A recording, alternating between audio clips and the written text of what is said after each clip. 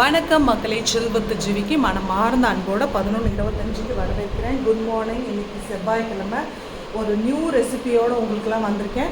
ஏன்னா அந்த வீடியோஸ் தலைகீழ போயிடுதுங்க, அதனால் நேற்று உங்களுக்கு வீடியோ போட முடியல, சாரி. இன்றைக்கி டேட் பார்த்திங்கன்னா 25/3/2025 செவ்வாய்க்கிழமை.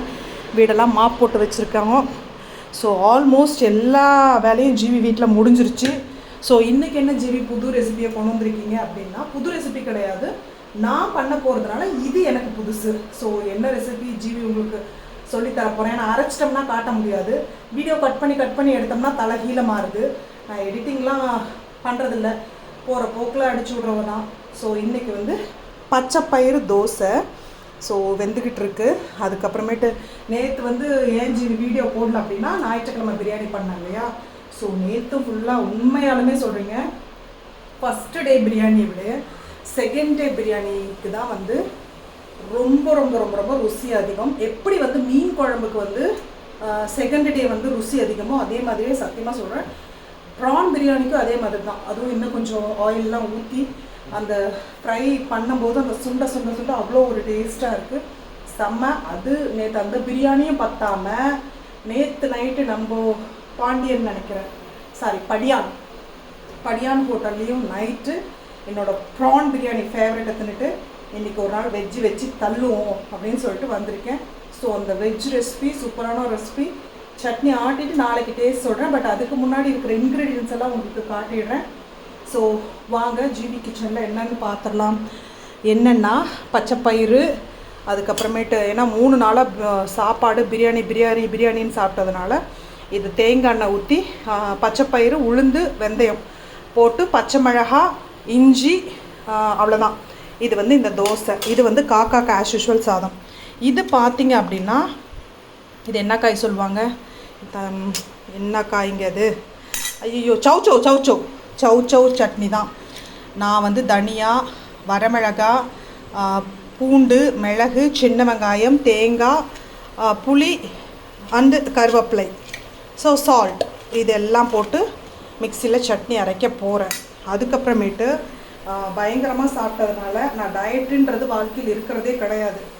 ஸோ அதனால் என்ன பண்ணணும், இதெல்லாம் டைஜஷன் பண்ணுறதுக்காக ஒரு தண்ணி ஒன்று ரெடி பண்ணுறேன். ஸோ ஆஸ் யூஷுவல் நம்ம வர கொத்தமல்லி இதெல்லாம் போட்டு தான் தண்ணி. ஸோ ஜிபி நீங்கள் உப்பிட்டே போகிறீங்கன்னு சொன்னீங்க இல்லையா, அது என்னோடய ஒரு திமிரு.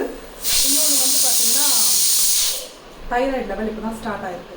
ஸோ வேர்லேயே என்ன சொல்கிறது, வேர்லேயே ப்ளக் பண்ணி எரியணும் அப்படின்னு ஒரு விஷயம் வராத வரைக்கும் ஓகே. பட் வந்துட்டோம்னா அச்சுன்னு பதறது. அது எல்லாருக்கும் ஜென்ரல் தான் நினைக்கிறேன். ஸோ அப்படி பதறதுக்கு ரெமெடி தேடணும். எல்லோரும் டேப்லெட் போடுங்க நான் சொன்னேன். 10% இருக்குது, 10%ன்றது பெருசுன்னு இல்லைன்னு நினைக்கிறேன். ஸோ டேப்லெட் போட்டால் ஒன்ஸ் போடும்போது அது லைஃப் லாங் எடுக்கிற மாதிரி வரும். ஸோ முடிஞ்ச அளவுக்கு ஒர்க் அவுட்லேயும் வாயையும் கண்ட்ரோல் பண்ணணும் அப்படின்றதுனால இன்னையிலேருந்து அந்த கொள்கையை கையில் எடுத்திருக்கேன். அது எவ்வளோ தூரம் அந்த கொள்கை இருக்குன்னு எனக்கு தெரியாது. ஸோ வெள்ளிக்கிழமை விளக்கேற்றணுன்றதுனால இதுதான் ஹேர் வாஷ் பண்ணிட்டு வந்திருக்கேன். தலைக்கு ஆயிலே வைக்கிறதே இல்லைங்க. ஏன்னா அந்த வேது பிடிக்கிற இது என்ன சொல்கிறது, நீர் கோர்க்கிற பிரச்சனை இருக்கிறதுனால தலையில் ஆயிலும் ரொம்ப நேரம் வைக்கிறதில்ல. வாரத்தில் 2 மணி நேரம் தான் இப்போலாம் ஆயிலே தலைக்கு வைக்கிற மாதிரி ஆயிடுச்சு. ஒன்றும் இல்லை, காக்காக்கு சாதம் ரெடி ஆகிட்டுருக்கு. ஸோ இப்படி தான் ஜீவி ஆனால் உண்மையாலுமே என்ன தெரியுமா பெரிய விஷயம், வேலைக்கு ஒரு 18 மணி நேரம் 19 மணி நேரம் போய் உழைச்சிட்டு வரது கூட பெரிய விஷயமா தெரியல. இந்த வீட்டில் இருக்கிற வேலை பண்ணும்போது, அதுவும் இந்த வெயில் காலத்தில் வேலை பண்ணும்போது தான் கொஞ்சம் கஷ்டமாக இருக்குது. ஸோ வேலை இல்லாமல் எப்படி இருக்கீங்கன்னா நிம்மதியாக இருக்கேன், ஆனால் சாப்பிட்ணுன்னா வேலைக்கு போய் தான் ஆகணும். ஸோ இதையும் நான் என்ஜாய் தான் பண்ணுறேன். என்னோடய உடம்புக்கான டைம் இது அப்படின்னு நான் நினச்சிட்டு அதுக்கு தகுந்த மாதிரி நான் எடுத்துக்கிறேன். ஃபுட் ரெசிபீஸ் கொஞ்சம் பார்த்து கவனமாக இருங்க. நான் தான் சொல்கிறேன்ல, எனக்கு அட்வைஸ் பண்ணுறதுக்கு எந்த யோகியதையும் இல்லை. ஏன்னா நான் எதையுமே ஃபாலோ பண்ண மாட்டேன், அதையும் நான் தெளிவாக சொல்லிடுறேன். அப்புறம் ஏன் சொல்கிறீங்க அப்படின்னா, என்ன மாதிரி இருக்கிற மரமண்டலுக்கு இப்படியாவது சொல்கிற ஒருத்தி இருக்காளே அப்படின்னு நீங்களாம் நினச்சி பண்ணுவீங்களா. எனக்கு நான் யார் சொன்னாலும் கேட்க மாட்டேன். நானாக எனக்கு என்ன விஷயங்கள் தோணுதோ அதை மட்டும்தான் பண்ணுவேன், அது எதுவாக இருந்தாலும். ஸோ எனக்கு டக்குன்னு தோணு இருக்கிற விஷயங்கள். ஸோ அதனால் நான் உங்களோட இதெல்லாம் ஷேர் பண்ணுறேன்.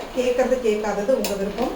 வா அழகா இதுக்கு அரிசி ஒன்றும் போடலைங்க, பட் அழகாக தோசை வருது பார்த்தீங்களா, அழகான தோசை.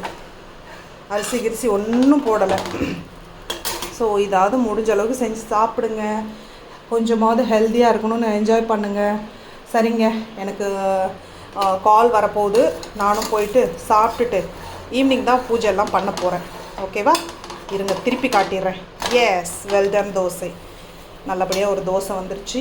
ஸோ இதுதான் என்னோடய ரெசிபீஸ். வேறு ஒன்றும் பெருசாக இல்லை.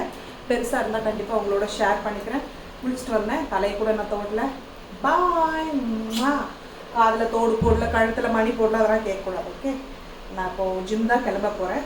அதனால் எதுவுமே தேவையில்லை. ஃபுல்லாக ஸ்வெட் ஆகும். குளிச்சுட்டு வந்ததே இவ்வளோ ஸ்வெட் ஆகுது. அப்போ ஜிம் போனால் இப்படி தொடச்சி எடுக்கிறதா இருக்கும்.